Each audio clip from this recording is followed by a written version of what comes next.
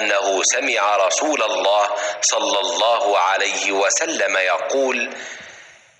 إذا أسلم العبد فحسن إسلامه يكفر الله عنه كل سيئة كان زلفها، وكان بعد ذلك القصاص، الحسنة بعشر أمثالها إلى 700 ضعف، والسيئة بمثلها إلا أن يتجاوز الله عنها۔ حضور اکرم صلی اللہ علیہ وآلہ وسلم نے ارشاد فرمایا کہ جب ایک بندہ مسلمان ہو جائے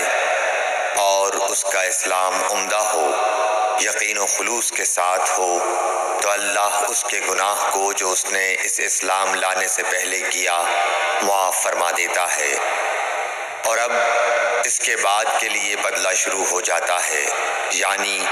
ایک نیکی کے عوض 10 گناہ سے لے کر 700 گناہ تک ثواب، اور ایک برائی کا اسی برائی کے مطابق بدلہ دیا جاتا ہے، مگر یہ کہ اللہ تعالیٰ اس برائی سے بھی درگزر کرے اور اسے بھی معاف فرما دے، یہ بھی اس کے لیے آسان ہے۔